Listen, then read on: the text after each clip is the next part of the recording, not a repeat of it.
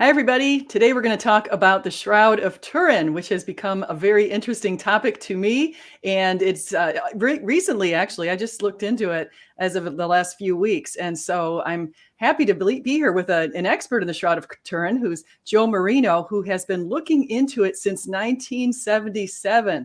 So when people started getting interested in the 1970s, the STURP investigators, he was there also investigating the Shroud. And it's interesting, if you'd listened to my video a couple of weeks ago on the Shroud, or even either of the two videos that I've posted, I've made mention of Joe Marino a couple of times because he's one of the first people who was able to get the attention of Ray Rogers, who was one of the STURP investigators, to get him to go back and take a look at the sample of the Shroud from which the C14 dating had come. And so I also want to make mention before we go on is that he's written a book on the C14 dating of the Shroud of Turin. In fact, it's called C14 Dating of the Shroud of Turin, which was the dating that occurred in the late 80s. And he is also, I should say, was published in the late 80s. And he's also, in this book, I'm in the middle of it, it's 800 pages. It's extremely detailed and thorough, and it's fascinating. So we're going to talk to him today. So without further ado, let me introduce you to Joe Marino. Hi, Stephanie. Thanks for having me today. Oh, thank you. So I also, just in case everybody's wondering, if you want to go and read some of either Joe's book or also some academia papers, there's a link. In fact, I'm going to go ahead and just click on this link right here. Let me just share the screen to show you this link. Hold on one second. So it's to academia.edu, and whoops, there it is. So go ahead and make your way over here to Joe's link. Okay, so make your way over there, and it's academic.edu, Joe Marino. So head on over there, independentacademia.edu. Very, very thorough provider of information. So Joe, tell me, how did you become interested in the Shroud of Turin? Well, I was in the mid 70s. I was agnostic after I left high school and was working a government job, but I was still kind of interested in religion and philosophy, but not necessarily just Christian.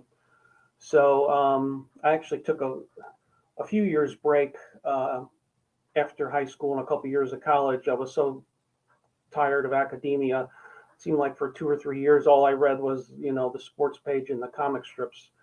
But then I started getting back into reading some religion and philosophy. And it was in the spring of 1977.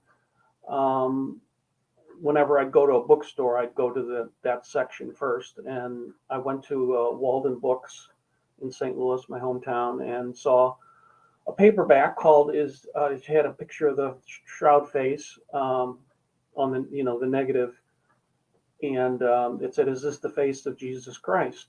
It was called The Fifth Gospel. And I thought, well, this looks like interesting reading.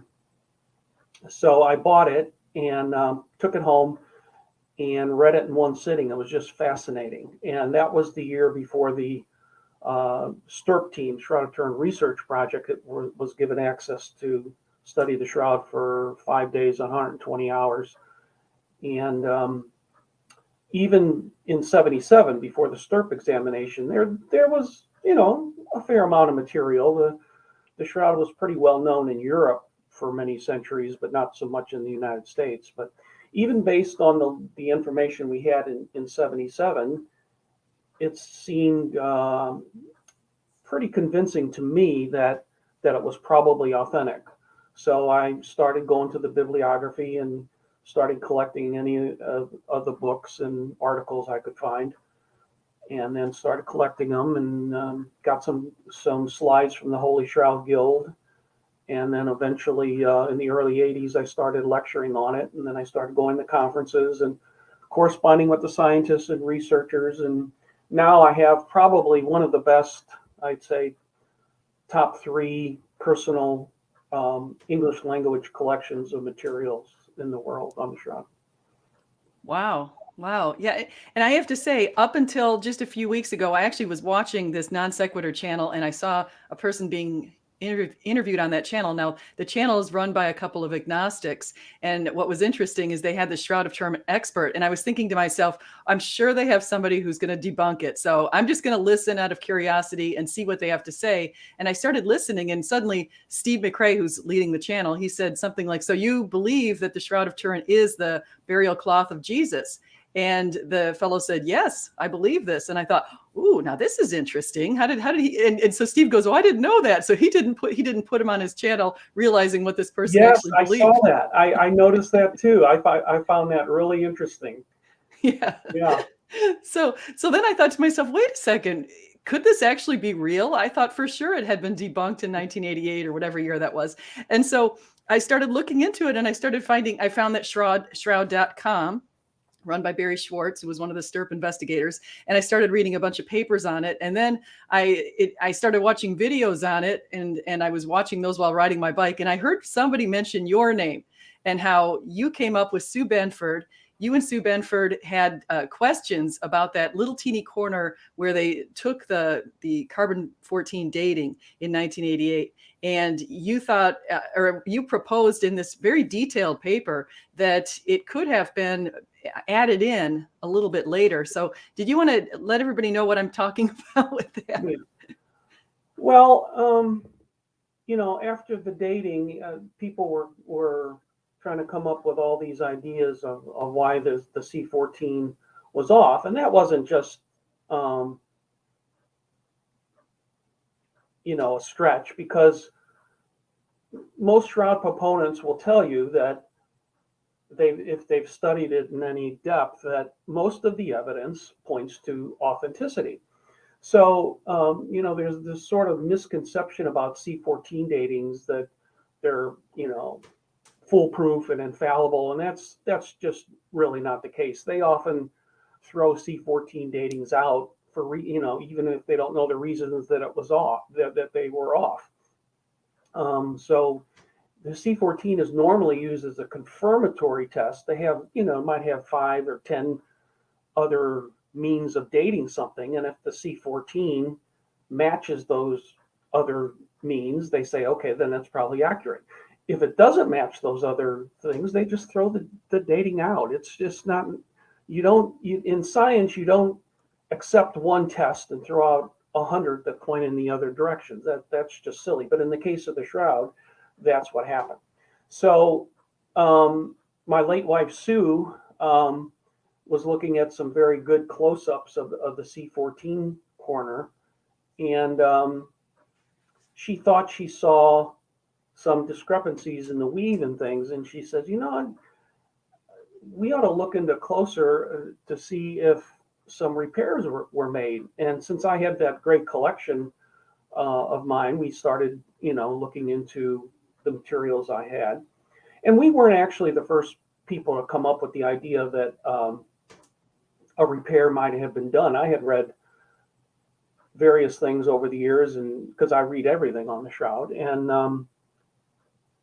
it didn't really stick with me. Once we started going into it, I had to obviously go back and start to reread those things. So we actually brought some pictures, sent some pictures to 3 different textile experts. One of them was a tailor in Columbus, Ohio, where I live now. His name was Frenchie, and he was European born and trained in textiles.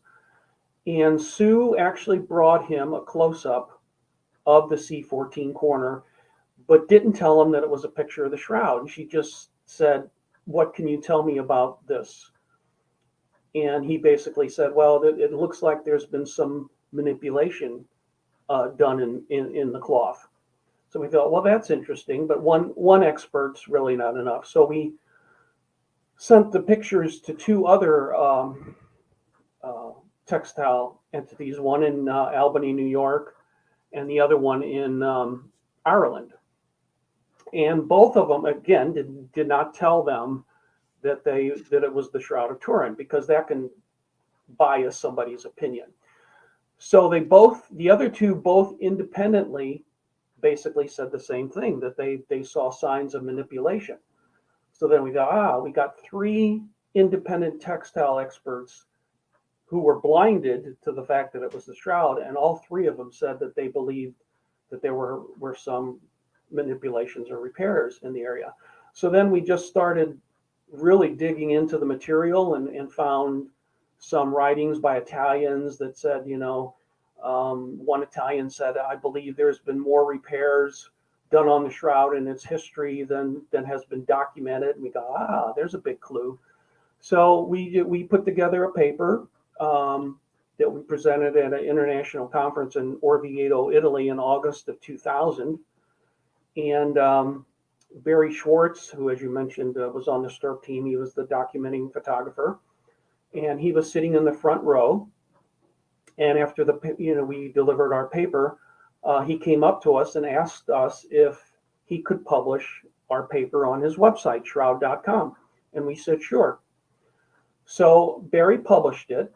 And then Ray Rogers, who had been the head of the chemistry section of STURP, saw the paper on Barry's site and called Barry up and kind of gave him a rough time about putting our paper on there, because Rogers considered us, and we were non-scientists, basically, although we try to do the best science we can when we did our work.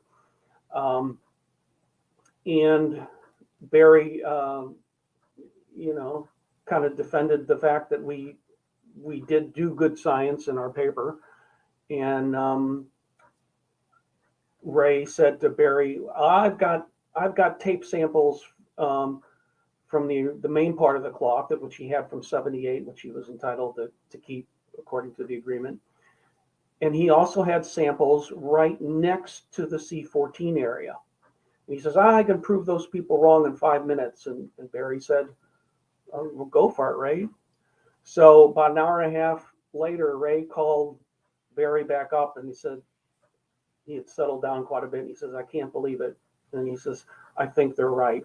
He had looked at the two areas and found that they were chemically different, which points to the probability that the C14 area had indeed been repaired, because a section had been taken out from that corner, and actually a couple in another corner, and was used for relics. And once you start cutting on a textile, if you don't repair it, it starts to fray and that sort of thing. So the repairs are kind of necessary. And the House of Savoy owned the shroud before the Catholic Church eventually took over custodial care of it.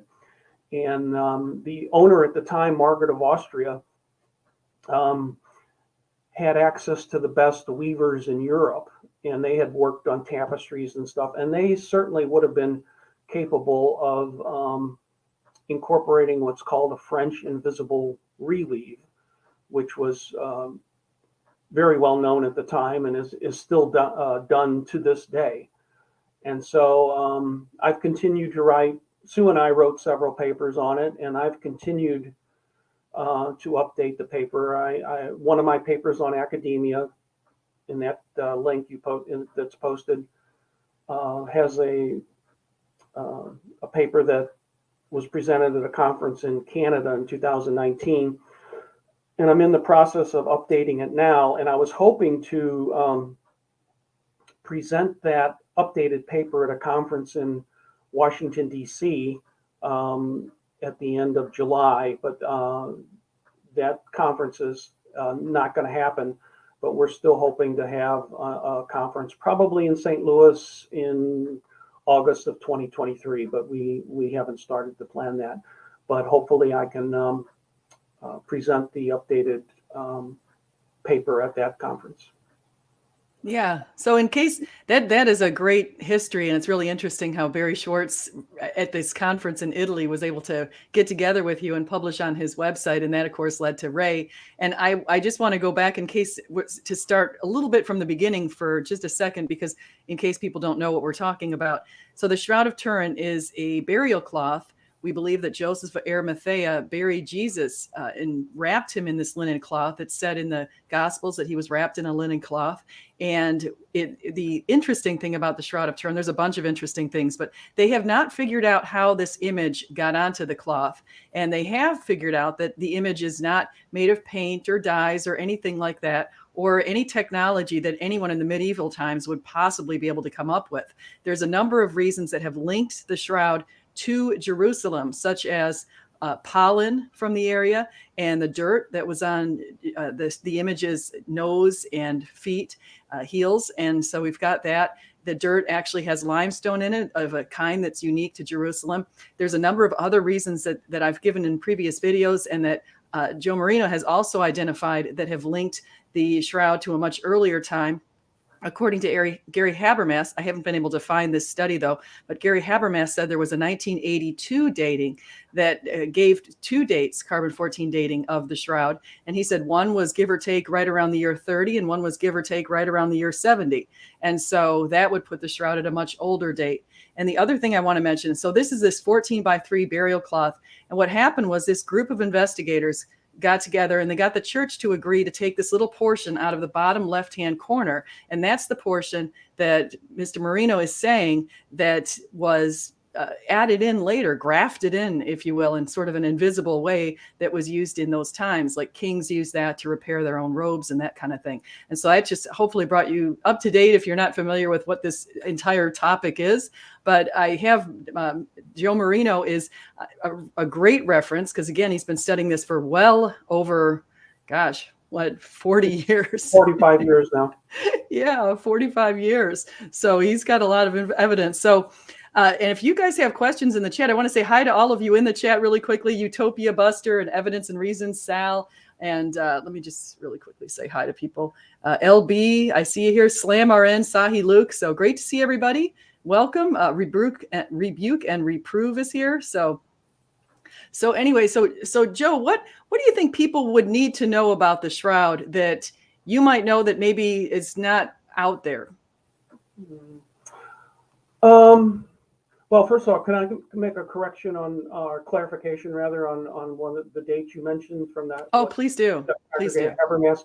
The 1982 secret test, they tested one end, 2 ends of a thread, and one came out about 200, and one came out about 1,000.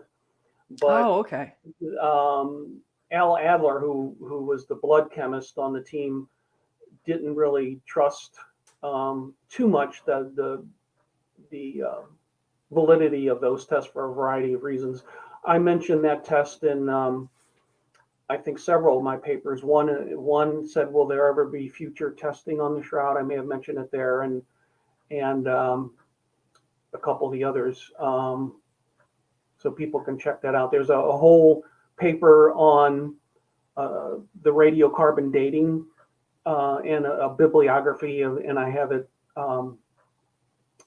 ferreted out in terms of pro-authenticity, anti-authenticity, and also a section of the number of peer-reviewed articles and non-peer-reviewed articles.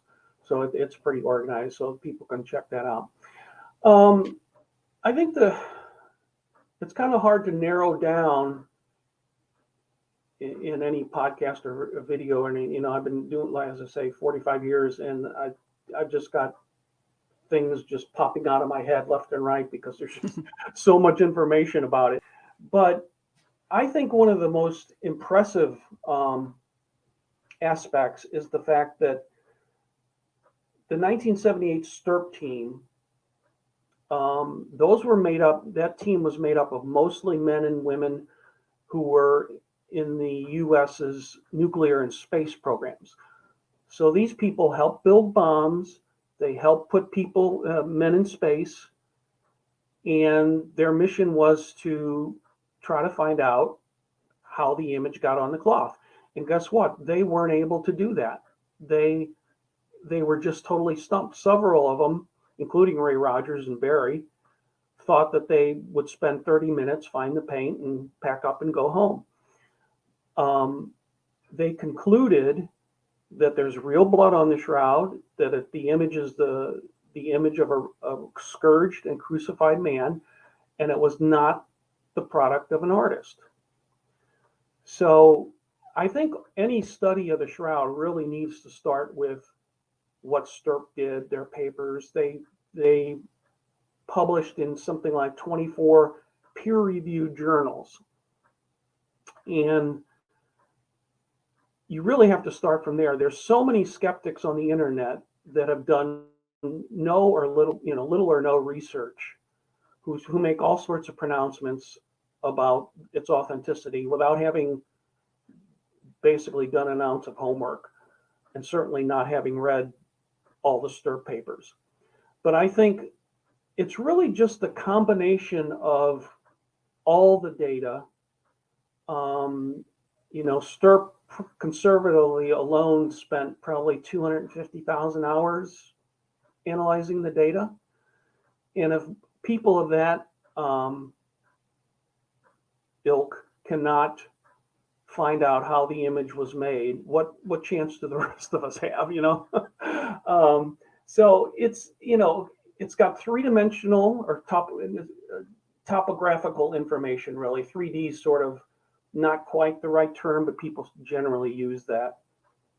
The image is superficial. It's only on the top several thousandths of an inch of the fibers. It's a negative. You have to start again. Why would an artist even do a negative? It makes more sense that it's a real image of some kind, and it just has all these weird properties. And Don Lynn of STURP once said, it'd be more of a miracle if it was a forgery. So it's got the front and back images of a crucified man. All the wounds match to the gospel descriptions. Nobody has been able to figure out to this day how the image got on the cloth. And it's certainly, I think it's one of the biggest mysteries on earth. Yeah, I agree with you. And I think that's what's fascinating from what Gary Habermas said too. He said that there were over 200 scourgings. Almost every part of Jesus's, and I'm just going to call him Jesus, almost every part of Jesus's body had been whipped and exactly using that Roman instrument that they used that had not even been in commission for around 1,000 years. So I've got this great quote here. Let me just read this quick quote to you so people understand the super forger hypothesis, which comes here. It says, against all Christian, and I'm quoting here, I'll name the person I'm quoting in just a second. I've got it a little down there. Against all Christian art tradition, super forger created an image with a helmet of thorns as opposed to a circlet, nails through the wrists, and a myriad of scourge marks matching a Roman instrument unused for almost 1,000 years. Super forger put serum rings around the blood stains using real blood. He added burn holes to match a 12th century Hungarian manuscript. He added rare limestone from Jerusalem on the nose, knee, and heel. Super forger stitched a side strip onto the cloth with a sewing technique from the 1st century. He also added discolorations in the cloth representing a device used to display the shroud over 100 years before in Constantinople, as described by a chronicler of the Fourth Crusade just before the sack of Constantinople. Super forger is just super. That comes from Schneider, and then I found that on the Shroud website. Yeah. I just find it impossible that a forger would have been talented enough to know everything he knew. And then, from a psychological point of view, if you're going to forge something, you're going to do it so that people can see it and can be convinced by it. And first of all, somebody in the Middle Ages would not have needed to do anything so elaborate. You could do something very simple in the Middle Ages, and most people would believe it. Why go through all the trouble of doing an elaborate forgery when a simple one would do? And another point is that the image is best seen from about between 6 and 10 feet. If you get closer than 6, or you get farther away than 10, the image is hard to see. If you're going to try to fool people, you're going to want them to see it. So there's just so many things that point to an unnatural formation, and it would just, in an artistic creation, just does not make sense given all the evidence. Yeah, I agree with you. I just wanted to show the image here. So you can see on the left what you can see with your naked eye, and you can see very lightly the make of a man. And then on the right, you can see what the photograph looks like. So it wasn't photographed until the late 1800s. And so the idea is, according to some people, is the first time this shows up in history, or that we see it in history, is in the 14th century. And so if some people are positing that that's when this medieval superforger made it, but why, like Ray is pointing out here, why would he make something that looks like it does on the left? Why wouldn't it instead look like it does on the right? That is the way it comes through on a picture. Exactly. I mean, photography was only invented in about the 1860s, and you had the first photographs, public photographs, taken in 1898, and it was done by an amateur photographer named Secondo Pia. And when he took the negative plate after it was developed, he said he almost dropped it because he was shocked to see on the negative the lifelike image. So the fact that it appeared to be positive on the negative means that the image itself is like a photographic negative, but it's not strictly just a photograph, according to Barry. But that's one of the amazing features of the shroud. Yeah, and also the fact that it's three-dimensional. So yeah. That's just another thing. And the other thing is, and even what Gary Habermas has pointed out, but I've also found this in the academic research, is that the image that's on the shroud, you don't see, because when somebody's laying on something, like if you're laying on a board or you're laying on a bed or something like that, your body kind of gets smushy. And you would think that it would be heavier, the image would be heavier or more well pronounced, and the body would be coming across as, say, smushed on top of this, whatever he was laid on top of in the burial tomb. And instead, it looks like the body, when the image was taken, the body was sort of hovering over. And so the body was not, pushed down, like the buttocks were not pushed in or anything like that. Yeah, there's a myriad of strange image characteristics. The yellowing of the image is the same in intensity. There's no capillary action, which means that if there was some sort of liquid or paint, you would see the flow patterns, and there's none of that. There's no cementing of the fibers that are next to each other. There's no substances between the threads. There's no directionality to the image. There's no outline to the image. And as you said, it has that 3D or topographical map sort of information, which is embedded into it, that was really the key thing that got the scientists interested in 1976 when they first discovered that. I'll just call it 3D for the sake of efficiency. The 3D characteristic, that's what got the STURP scientists interested enough to petition the Vatican to be able to go over and do the testing. Yeah, it's fascinating stuff. I'm just sharing what was a reenactment by Giulio Fanti. He recreated this, and he said it's free from distortion by gravity. It's 3D. It's fascinating. And what some have said is like it was a blast of light or some sort of radiation. And so, have you thought of the blast of light or radiation theory on exactly how this image was formed? And just note, the image wasn't formed so it soaked through the cloth. The image is just on the very top fibers of the cloth. Right. There's actually two aspects. The blood is a direct contact image. The blood, contacted the cloth and seeped through all the way through. The image, on the other hand, is superficial and is like on a fibril is made up. A thread is made up of like 200 microfibrils, and the image is only on the one or two of the fibrils that make up the thread. So that's very unique, and it does suggest like you say, the radiation or light. There's still a lot of debate about that. And the duration is another question, because, if it's a nuclear type of aspect, people say, oh, well, the Jerusalem would have been incinerated. Well, if it's a controlled nuclear reaction and God's behind it, he can control it any way he wants, is my theory. And I don't know that I don't put a lot of time into studying the image formation, but I do believe that there is some sort of connection between the image that we find on the cloth and what the Bible calls the resurrection. I think there is some sort of direct link. I just don't think we'll ever be able to figure it out totally.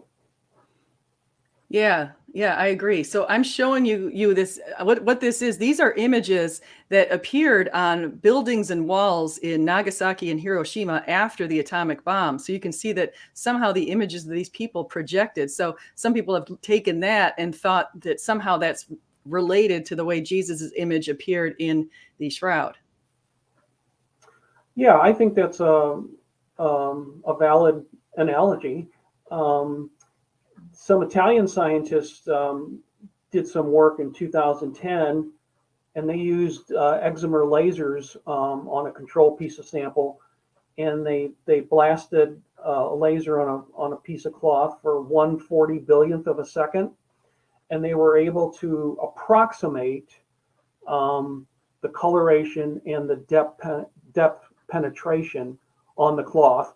But the key here is, if you're going to do that and make a 14 foot cloth, or let's use the height of the image, he was probably 5'10" to 6 foot, but you got front and back images, so you're still talking 12 feet. To accomplish a full front and back image using that methodology, there isn't enough energy on the planet right now to be able to do that. So it kind of hints, I think, to, again, a natural, and if you want to say supernatural, causation of that image. Mm-hmm. Yeah, I think that speaks to, and because the interesting thing is, let's just recall, when he was wrapped in the shroud, he was dead. And so this isn't a live image, this isn't a live body projecting some sort of radiation. This is a body that had passed this world. And so that's the interesting thing. Yeah, and I should also point out, a lot of skeptics are very simplistic in their argument. They say, well, if you wrap a cloth around the face, and they're automatically thinking contact mechanism for the image, but nobody's saying that, because obviously if you put paint or whatever on when you wrap it around and then you unfold the cloth, yeah, you're going to have an expanded face. And so some skeptics say, well, the image, the face is proportional, therefore it's a fake. Well, no, the radiation and light theory, you can have what's called vertical collimation, which means the light or the radiation comes out like vertically out of every pore of the body simultaneously. And that would account for the proportionality of the image. And but it's not a contact image like the blood is. The blood is soaked through the cloth. That was a contact image, whereas the image formation was not. Mm-hmm.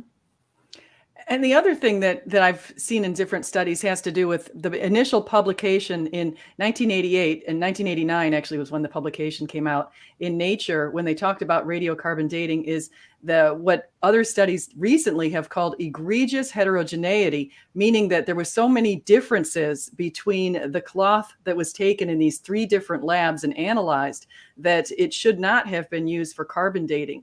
And so it's interesting. And I saw this paper on the shroud this morning, just like the person I just mentioned, Schneider's paper. And it was just talking about how this definitely should not have been used because there was so much difference. And the idea that possibly these little strands were woven in later, coming in cotton and not in flax, like the shroud was in flax, that idea is, and the fact that it could have been woven over centuries, little pieces could have been put in here and there over centuries as fraying was coming about. I think that makes a lot of sense, that we'd see heterogeneity and that the dating could be possibly all over the place. So, Yeah, for the strip that they took, which is like 1 centimeter by 7 centimeters, um, from one end to the other, there was something like 150 years difference, which shouldn't be if it's the same piece of cloth. So there's been several statistical studies done, and all of them indicate that the methodology of how the labs collated the data from all their tests and came out with 1260 to 1390 is suspect. Hmm. Yeah, I think it's sad that people, unfortunately, I think they let their biases weigh in. I decided I was going to look at the evidence for what it was, and because I'm not married to the shroud being authentic, that doesn't, to me, that doesn't make or break Jesus's authenticity himself. But the fact is, from looking at all of this mountain of evidence and all of these different factors like pollen and I mean, there's just a ton of them that I've named even in the other videos, but and that you've named. You look at all of that stuff, you take the weight of everything together and you say, oh my gosh, we might actually have the burial cloth of Jesus Christ. We can tell his blood type. It was AB. We can tell some pretty interesting things. And now, are you familiar with the Sudarium of Oviedo? Yes. Mm-hmm. And so that is a different cloth that wasn't made out of the same, that's not part of the shroud, but it's another cloth that was used maybe to wipe his face or something like that. So what have you thought about studies on that, connecting it to the shroud? There's actually been several prominent shroud researchers, Dr. John Jackson of STURP, who was the co-founder of that group, and Dr. Alan Adler of STURP. I think there's a few others that have studied both the shroud and the Sudarium. The Sudarium is probably in John 20 verse 7, it mentions the cloth that had been around the head. So that was wrapped, and when a person dies, they still do that in Israel today. In many places, they wrap a cloth around the face. So the Sudarium of Oviedo is believed to be the face cloth that was around his head. And then it was found in the tomb, according to John's account. And a lot of the researchers find similar blood patterns. There's no facial image on the face cloth, even though it was around the head. But there are blood stains which seem to match some of the blood stains on the shroud. There's a group in Spain that is devoted pretty much solely to studying the Sudarium. It's been there since about the 7th century. And so if the shroud and the Sudarium had been together, that means that at a minimum, the carbon dating is off by 600 years, because the Sudarium, we have a documented history from the 7th century. So I definitely think, based on the research, that those two cloths had been together. That's another argument that I shake my head at. It is when skeptics say, "Oh, well, the Gospels say there were two cloths. The shroud is one piece, therefore the shroud can't be authentic." Well, over 2,000 years, the two cloths might have been separated. So a lot of the arguments from skeptics are just kind of real head scratchers if you really look closely at them. Yeah, exactly. It could easily, and actually they found that the cloth is a much lower quality. The Yeah, shroud was very high quality linen, and the cloth is a different quality level. yeah. It's a very expensive cloth, and it's thought by some that Joseph of Arimathea, who was a rich man, had actually possibly purchased that cloth for himself originally, because he used his own tomb for Jesus. So he possibly had the burial cloth ready for himself, and decided, since he was already using the tomb anyway, he would also use the burial cloth. But it is definitely a more expensive cloth than what we find on the Sudarium. Hmm. Yeah, and so what is your theory on how the Shroud of Turin made its way through the centuries and eventually ended up at Turin? Why do you think that we don't know very much about it in the first few hundred years? I think it's because you have to remember that a bloody shroud was an impure object for the Jews. So it wouldn't have been a wise idea for Peter and John and Mary Magdalene or whoever to run out of the tomb with the cloth and say, look what we have. Both the Jews and the Romans were not favorable to the Christians, so they had to really keep it secret from them. And it probably was kept under wraps, no pun intended, for many centuries. And then eventually there's a cloth known in history as the image of Edessa, which was believed to have been stored in some walls to save it from a flood. And the flood was around 525 or so. And eventually this cloth was found in the city walls, and then was known in the literature. It was called the image of Edessa. And then it was taken to Constantinople in 944. And from that point, it became known as the Mandylion. And interestingly enough, when it came to Constantinople, the emperor's sons looked at it, and they gave a couple descriptions that were interesting. One of them said that the image seemed blurred, and somebody else said characterized it as an artificial coloring or something of that nature. Both descriptions were similar to what people today would be looking at the shroud. So a moist, I know what it was, moist secretion without artificial coloring or stain. I said that wrong, so sorry. But both of those descriptions could be applied to what we see on the shroud.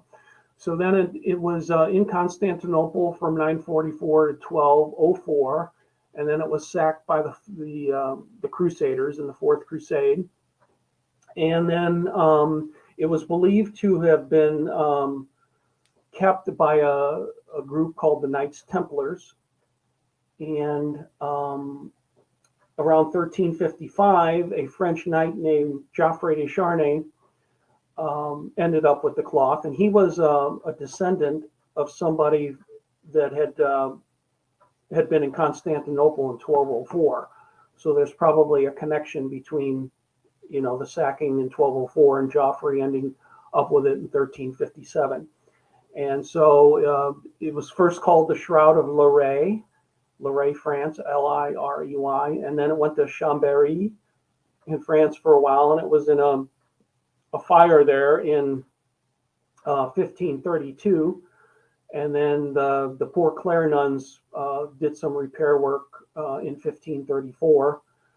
And then it was taken across the Alps to Turin in 1578 when it became known as the Shroud of Turin. And we have a clear history of the shroud from 1578 to the present day. And the only time it left Turin was during World War II. They were afraid Hitler was interested in it. And so they took it to a Benedictine monastery outside of Rome for about 4 years to keep it from Hitler. And then it was brought back, I think, in 1946. Yeah, you've got a good history of the shroud. I want to show you guys, here's another image of the travels of the shroud, because we have to know it had to go from Jerusalem.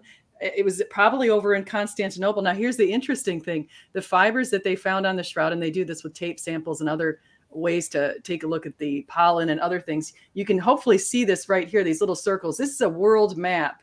And as the shroud has come in contact with people through the ages, you can see right here links to all of these places around the world. But some of the strongest links in the shroud occur right around the places where we would think it would. So you can see, for example, say people had traveled from South America to see the shroud. That's why there's some evidence coming from South America. But we've got evidence in Jerusalem, Constantinople, also in a different place in Turkey. And we have it in Liri, and of course in Chambray and in Turin. So you can see where it is, and some of these samples coming in from around the world. Hopefully that's coming through, it's clear.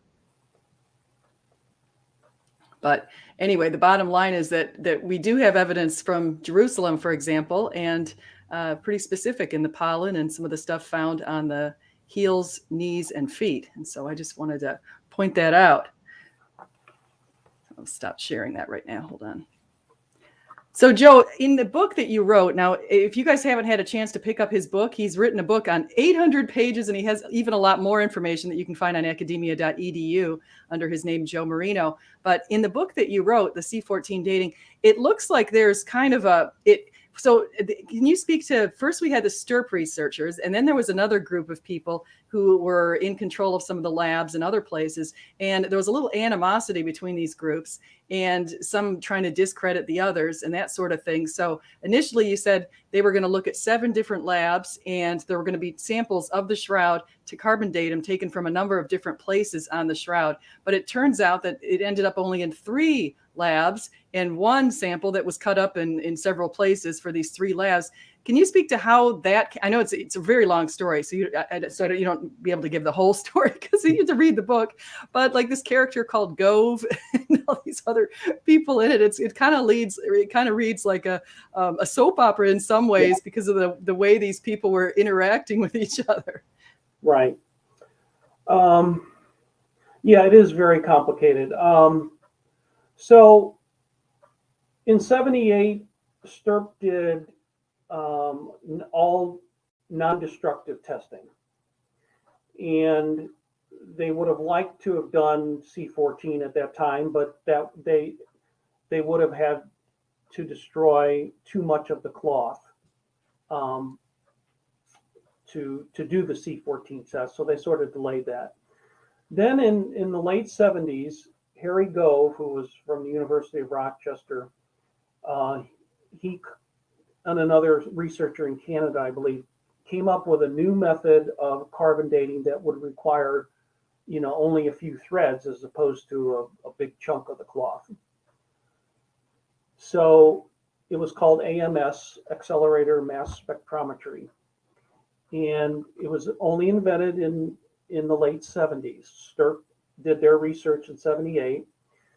Around 84, STURP sent to the Vatican a proposal of 26 tests that they wanted to do, including C14. So this is now, about 7 years after the new method was invented. So improvements are being made. And STURP wanted to do another multidisciplinary round of tests plus the C14. They started looking at the different labs around the world to do C14 dating. All of the representatives from the C14 labs knew next to nothing about the shroud. And they got the impression, or they had the feeling, that STURP was nothing but a bunch of religious fanatics, which was simply not true. So they didn't want multidisciplinary tests to be done. They wanted only the C14 test to be done. Now, in July 1985, Cardinal Ratzinger, who later became Pope Benedict XVI, actually approved the 26 test approval for STURP, and they were going to have 2 weeks to study the shroud. But with more consultation among the C14 labs, and there was a workshop in Turin in 1986, held over 3 days. A lot of politics, a lot of agendas, a lot of egos. It turns out somebody was able to go over Cardinal Ratzinger's head, get STURP eliminated both from the 25 tests and any participation in the carbon 14 test. And as you said, they reduced it to 3 labs and 1 sample instead of multiple samples. You've got to have a control sample when you have a 14-foot long cloth.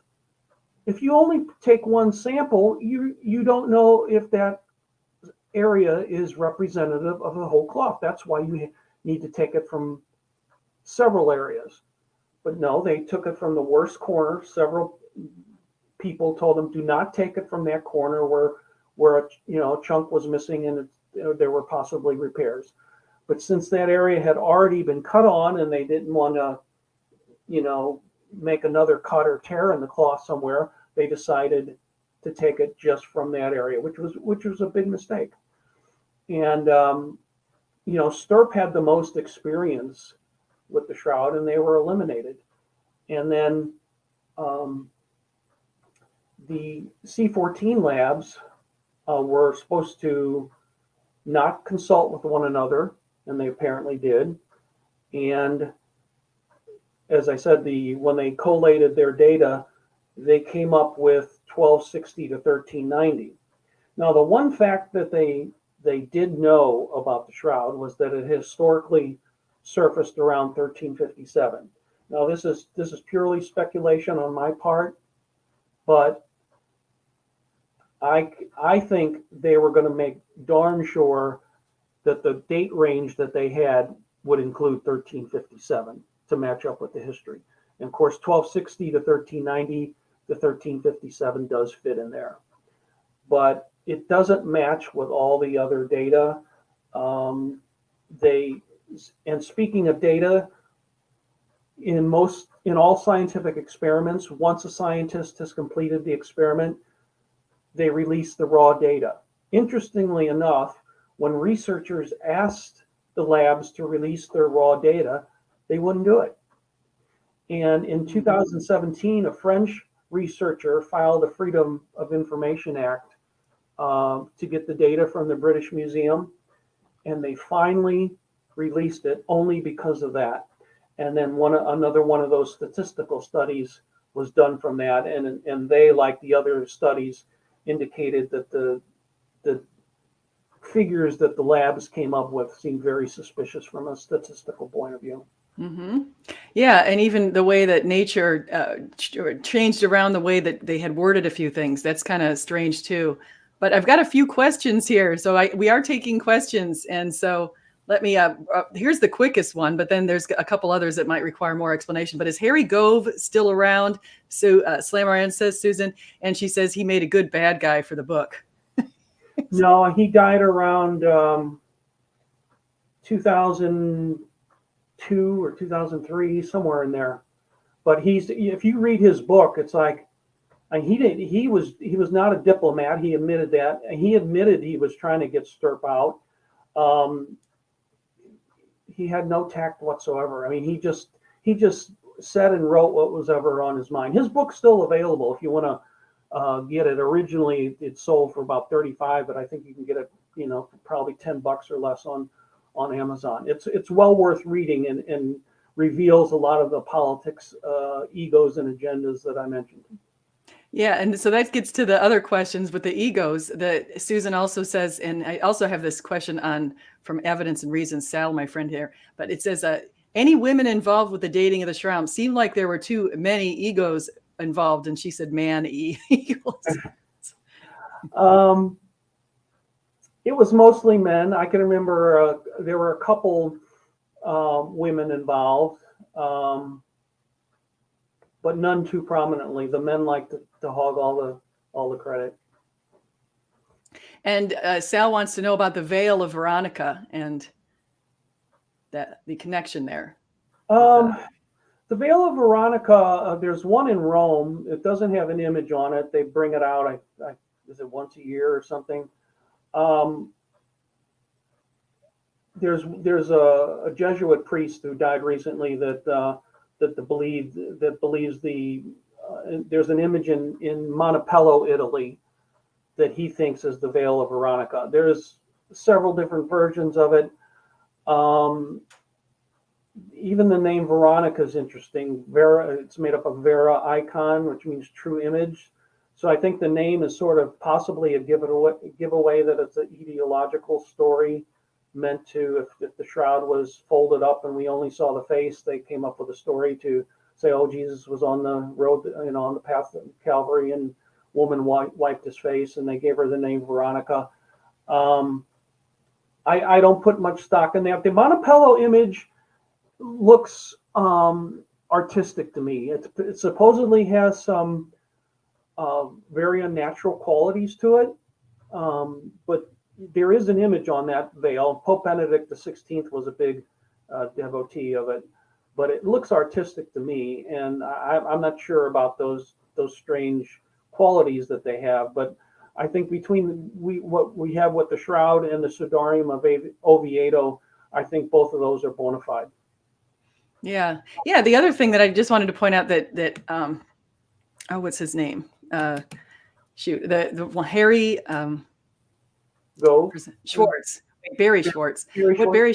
Yeah, I saw a TED talk with him talking about the shroud and how it's authentic. And he said one of the things that had deterred him initially was that he saw this dark, or this, I'm sorry, the blood that was on the shroud and on the Oviedo, it was much brighter red. Like it was a bright red, or just he expected it to be more dark because it had aged so much. And then he came to find out that the reason for its color was due to bilirubin presence, and the way that the bilirubin would be present in a person who had been severely beaten.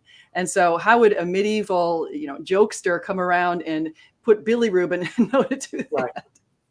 Yeah, there's too many factors.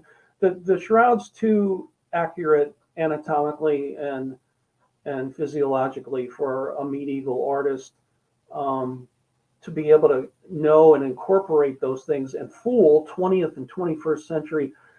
I've got a list. I have an article on academia that lists the doctors and surgeons that believe it's authentic, and the list is very impressive. And I just don't think a medieval artist could have possessed enough knowledge to do all those things and to fool people in the 20th and 21st centuries. Mm-hmm.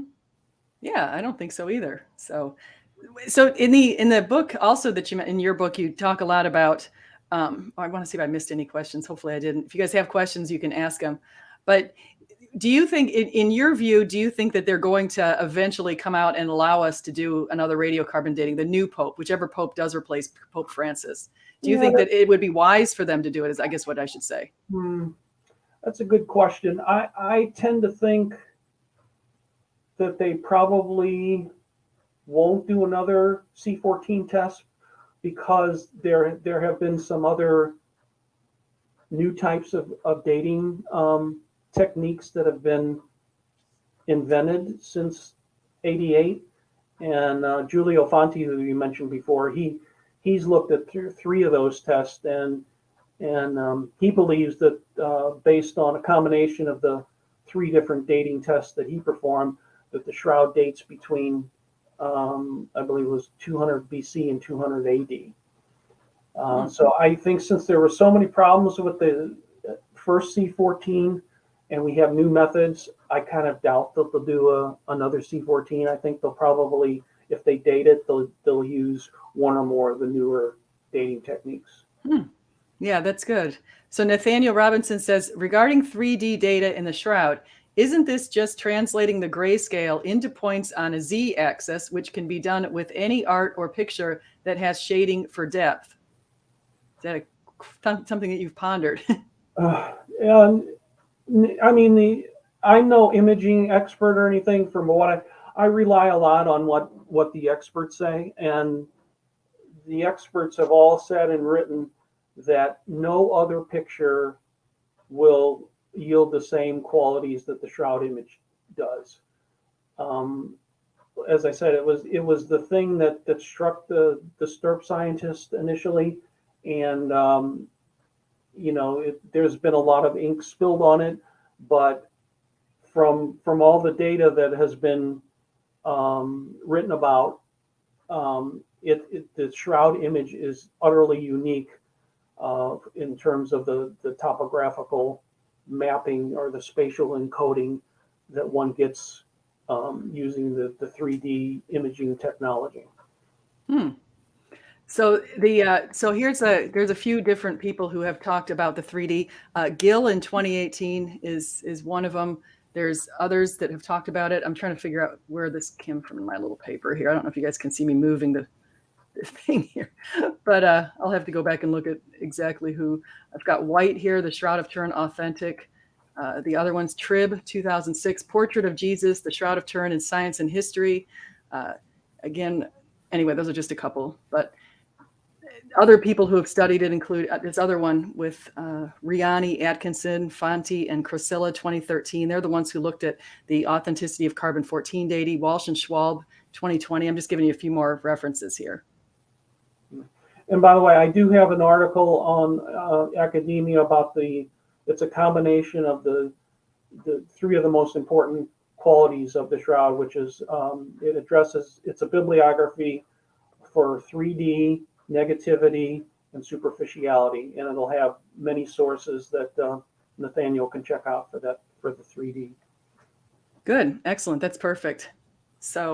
So is there anything else that you think that people would want to know about the shroud? I mean, I think you've spent so many years studying this, and you've come up with so much, and I do think that God has blessed you in a lot of ways to give you the insights that sometimes even some of the biggest scientists hadn't noticed, and a chemist. So the idea that you were able to get even a chemist to turn around and take a look at it again.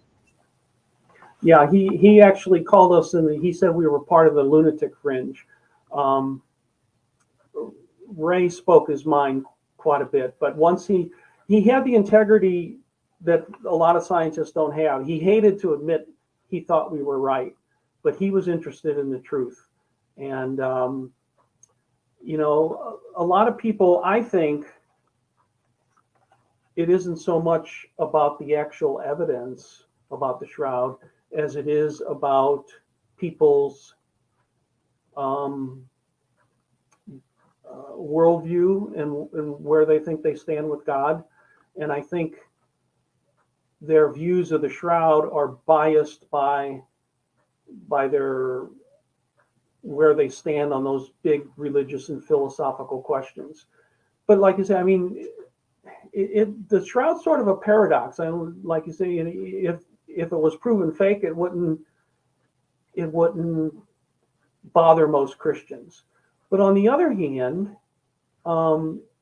especially in this day and age where you see a lot of skeptics not only try to debunk the shroud, but you see a lot of skeptics trying to put forth the case that Jesus never existed.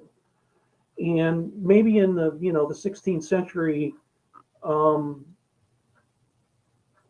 there's a different mindset now. I mean, I think the shroud could be more important insofar as if we can't disprove it, it is solid, I think, solid evidence for not only the existence of Jesus, but his death, burial, and possibly resurrection. So in that regard, I think it's a super important object. I feel blessed. I do feel blessed to be able to study it because I'm retired now and I get to spend most of my time with this. And I do feel like I have a calling to do this. I think that's one of the reasons God put me here. I can't prove that to anybody, but that's my belief. And I think if people take the time to research a little bit, and if you go to shroud.com, you're going to spend some time there because you could spend the rest of your life there. But as I said, I've basically read everything in the English language of importance on the shroud. And with the internet, of course, there's almost too much to read nowadays. But I believe it's authentic. I think God has left it for the doubting Thomases. And I think it can help strengthen people's faith. And I'm having a ball with it. I know I'm going to be doing it the rest of my life. Yeah, and I appreciate your work. I want to do a quote here because, again, going back to Nathaniel Robinson, this is from White, Is the Shroud of Turin Authentic, 2010, The New American. And so here's what he says. Unlike all other photos we have today, the image in the Shroud of Turin is three-dimensional, which is confirmed by modern scientific methods of holography. Here's a quote. It is astounding to see a three-dimensional man emerge from the two-dimensional image on the shroud. But that is not what is most astounding. Rather, it is the fact that the man is seen in relation to the shroud as floating between the top and bottom sections. He is not resting on the stone slab of the tomb, and thus there is no distortion of the body's image. The buttocks and back are free of distortion by gravity pulling the man's flesh into a somewhat flattened condition. The body appears to have been levitating at the moment the image was formed on the shroud. I know I said that a little bit earlier, but I wanted to get back to that because that just blew my mind when I read that. Right. And of course, you know, even shroud proponents don't agree on everything. So uh, almost any point that you bring up about the shroud, you could find pro authenticity shroud experts that will disagree about it. You can find skeptics on the that don't believe it's authentic that'll disagree with it. Um, but it's important to remember that the shroud is literally the most intensely studied artifact in human history, not just relic, but artifact. In other words, there is no object on the planet that has been had as much time devoted to it as the shroud has.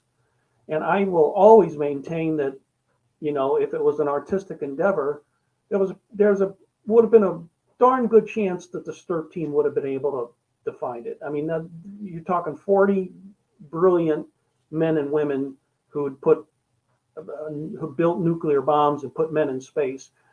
I think they would have been able to figure it out if it was artistic. And we can't ever really prove it 100% probably, but I think you can get awful close. I think God leaves a little room for faith, and that's the way it should be. I mean, you know, the empty tomb didn't convince everybody, so an authentic burial cloth isn't going to do that either.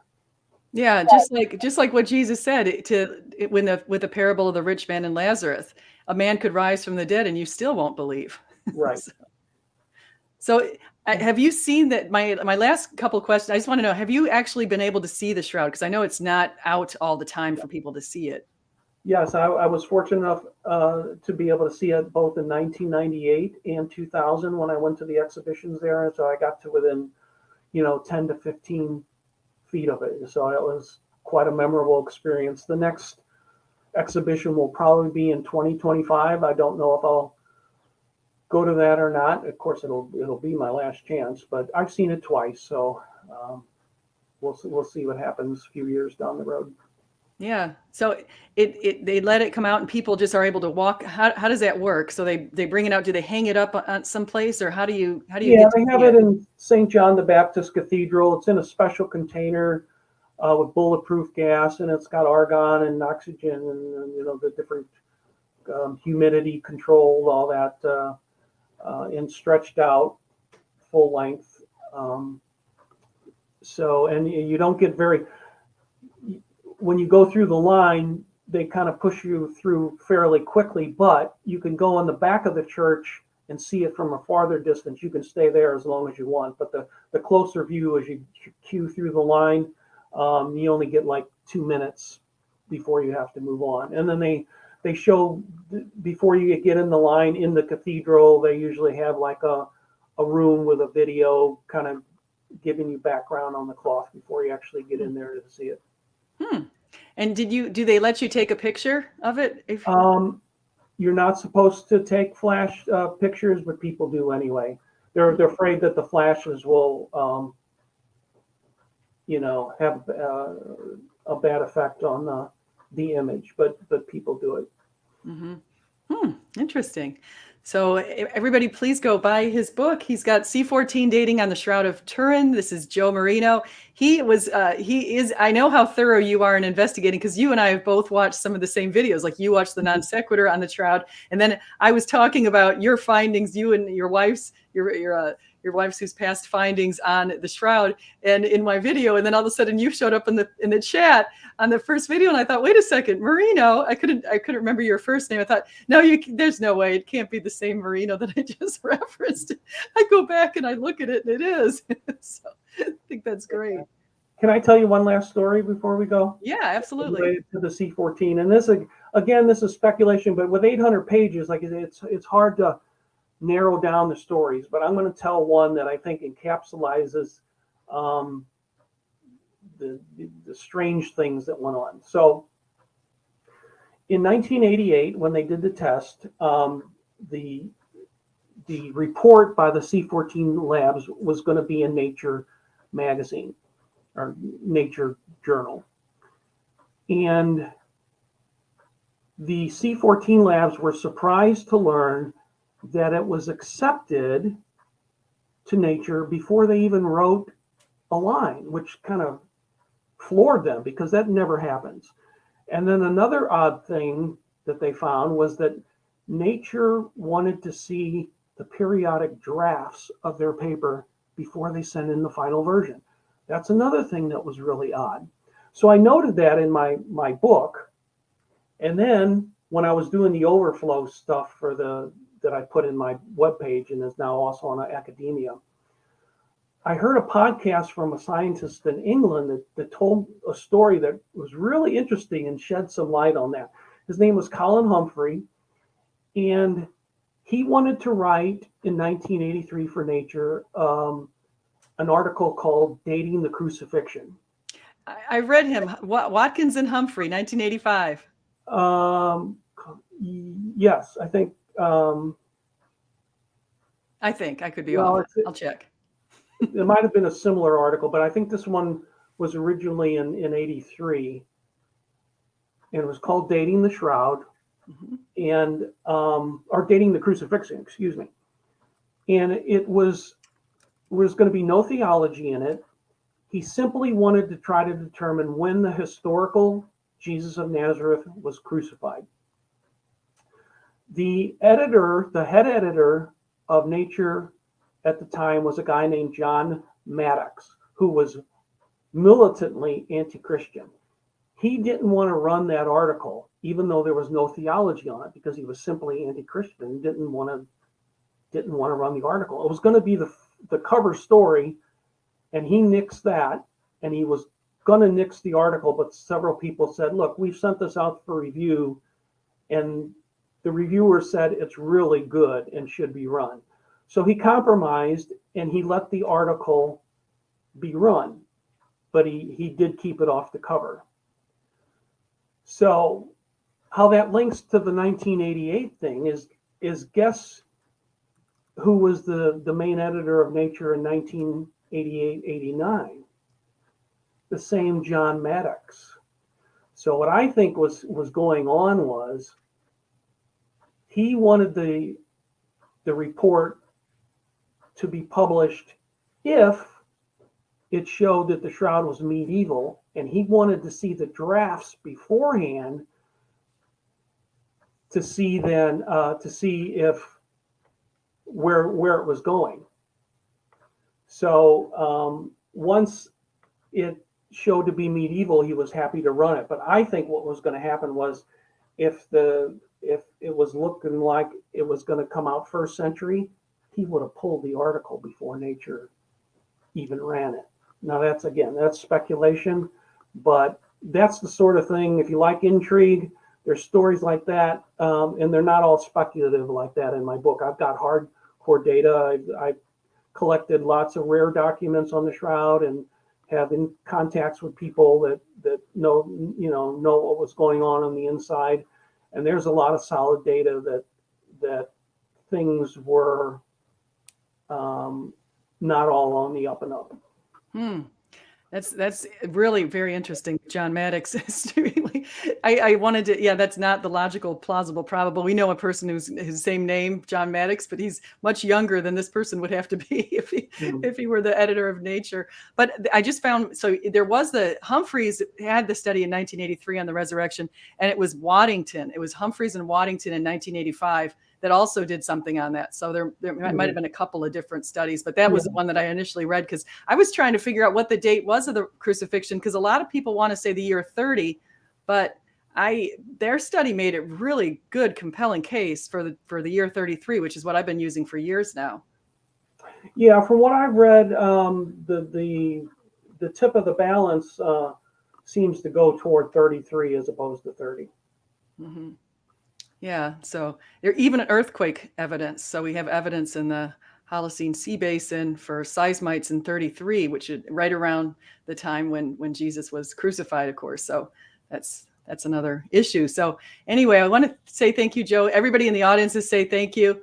And last question. Susan wants to know, didn't someone involved with the labs confess to some wrongdoing?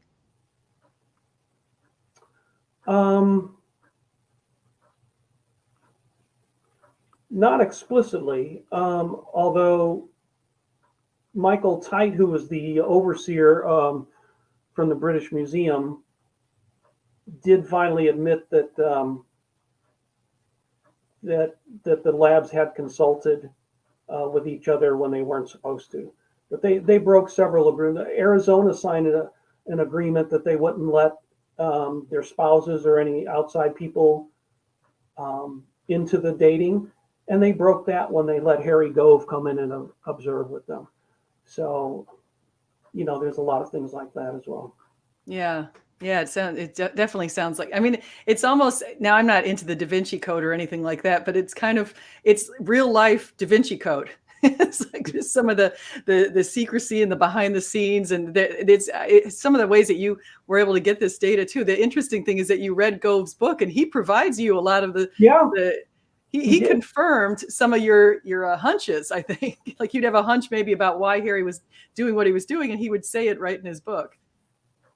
Yeah, I used, I think, what was it, 17 major sources, and a lot of them sort of overlap, but that way you can kind of see some of the same events from different people's angles. But I wanted to be thorough. It's more of a reference book.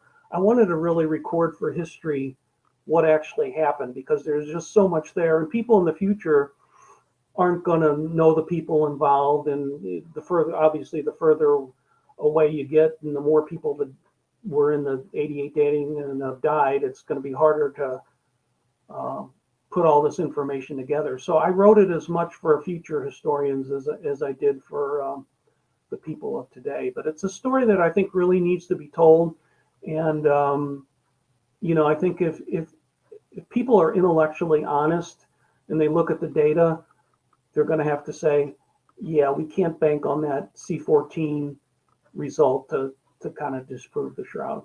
Mm-hmm. Yeah, I think so too. Well, thank you, everybody. Everybody, please like, subscribe, do come again. And I really enjoyed having you on my channel, Joe. If you ever want to come back, let me know if we speak to a different angle on the shroud, because I've thoroughly enjoyed this conversation, and I'm enjoying reading your book. I'm about 400 pages in.